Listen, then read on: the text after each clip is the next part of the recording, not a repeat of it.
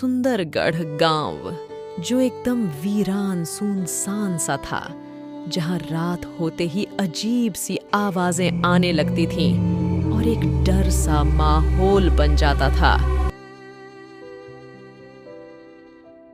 लेकिन कुछ समय पहले ऐसा नहीं था। सुंदरगढ़ में सभी लोग बहुत खुश रहते थे।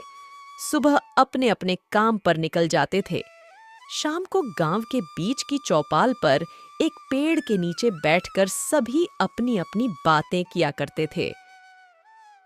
सुंदरगढ़ गांव में सब कुछ अच्छा चल रहा था। एक दिन वहां एक आदमी आया जो भूख प्यास से बेहाल था। उसने लोगों से खाना और पीने का पानी मांगा। मुझे बहुत भूख लगी है, मुझे कुछ खाने का दे दो। मैंने कई दिनों से कुछ नहीं खाया है, मेरी मदद करो। अरे अरे कौन हो तुम? यहाँ कैसे आ गए? भिखारी कहीं के। हमारे गांव में सभी काम करके कमा के खाते हैं, तुम्हारी तरह कोई भिखारी नहीं है। जाओ यहाँ से। बेचारा बूढ़ा व्यक्ति भूख प्यास से बेहाल मारा मारा फिर रहा था।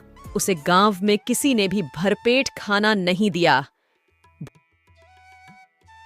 भूख प्यास से बेहाल वो बूढ़ा चलते चलते गांव के बीच में एक आम के पेड़ के पास आया। बेचारे बूढ़े में आम तोड़कर खाने की भी हिम्मत नहीं थी।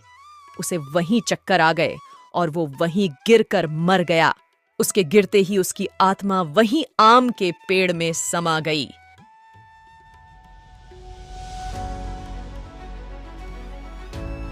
अरे भाइयों, ये हमारे गांव में क्या हो रहा है?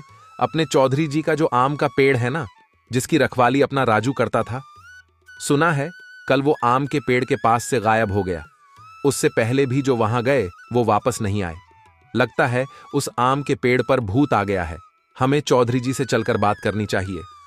मुखिया जी, हमारे गांव में ये क्या हो रहा है? आपका आम का जो पेड़ है, उसके पास जो भी जाता है वो गायब हो जाता है। हमें लगता है कि वहां भूत आ गया है। मुखिया जी कुछ कीजिए, क्या होगा हमारा?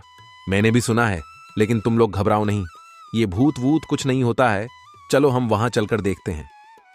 शक्ति चौधरी, जो कि गांव का मुखिया था, गांव के लोगों के साथ उस आम के पेड़ के पास जाता है।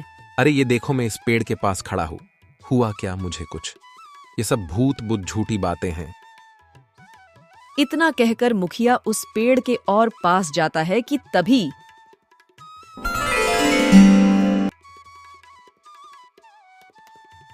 ये सब देखकर गांव के लोग घबराकर वहां से भाग जाते हैं। सभी इस घटना से बहुत डर गए थे। धीरे धीरे लोग गायब होने लगे और बहुत से लोग गांव छोड़कर चले गए। गांव में लोग कम होते गए और पेड़ पर आम ज्यादा होते गए। किसी को नहीं छोड़ूंगा मैं। मैंने क्या मांगा था इन गांव वालों से? सिर्फ खाना और पानी। मैं जीना चाहता था, लेकिन इन लोगों ने मुझे मार दिया। पूरा गांव बर्बाद कर दूंगा, सबको आम बना दूंगा। एक बार गांव में एक भिखारी आया। उसने गांव की ऐसी हालत देखी। तभी वहां उसे एक बुढ़िया माई दिखी तो उसने पूछा, माई, मैंने इस गांव की बहुत तारीफ सुनी थी कि यहाँ कोई भिखारी नहीं है, सभी काम करके खाते हैं, सब कुछ बहुत अच्छा है। तो ये अचानक क्या हो गया इस गांव को? कोई दिख ही नहीं रहा है। मैं तो यहाँ बहुत उम्मीद से आया था। और आप रो क्यों रही हैं? अरे बेटा, क्या बताऊं, पूरा गांव इसी सोच की वजह से बर्बाद हो गया कि यहाँ कोई भिखारी नहीं होना चाहिए, सब काम करे और कमाए खाएं। इसी सोच के चलते हमारे गांव में जब एक भिखारी आया तो और माई उस गरीब भिखारी को सारी बात बताती हैं कि कैसे उस भिखारी के आने के बाद ये सब हुआ। मेरा पूरा परिवार गायब हो गया। मैं उन अच्छे दिनों को याद करके रो रही हूँ। माई, मुझे लगता है मैं आप सबकी मदद कर सकता हूँ। आप मुझे बस उस पेड़ के पास ले चलिए, किसी के काम आ जाऊं तो मुझे भी अपने पाप धोने का पुण्य मिल जाएगा।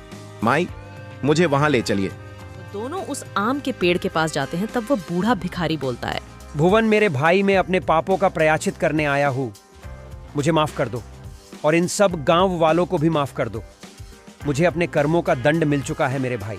उसके इतना कहते ही उस बूढ़े भिखारी की आत्मा गुस्से में प्रकट हुई और बोली, तू आ ही गया, मैं तुझे नहीं छोड़ूंगा। तेरे कारण ही आज मैं इस योनि में भटक रहा हूँ। तूने मुझसे सब कुछ छीन लिया था, मेरे हिस्से का भी। मैंने कितनी मिन्नतें की थी तुझसे। मुझे तेरे लालच के कारण दर दर की ठोकरें खानी पड़ी। मैं तुझे कभी माफ नहीं करूंगा, और इन गांव वालों को भी नहीं।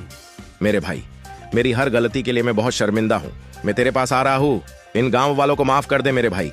अगर तू मुझसे थोड़ा बहुत भी प्यार करता है तो इन गांव वालों को माफ कर देगा। जैसे ही वो बूढ़ा भिखारी उस पेड़ के पास जाता है, वह आत्मा उसे अपने में समा लेती है और आम बने सारे लोग वापस अपने रूप में आ जाते हैं। बहुत बहुत धन्यवाद है ईश्वर का, जिसने इस आत्मा को मोक्ष प्रदान किया। पूरा गांव अब पहले की तरह सुखी हो गया था। लोग अब सबका सम्मान करते थे, चाहे वो भिखारी क्यों ना हो। तो दोस्तों, कैसी लगी आपको हमारी स्टोरी? ऐसी ही और स्टोरीज देखने के लिए हमारे चैनल कीनू स्टोरीज को लाइक एंड सब्सक्राइब कीजिए।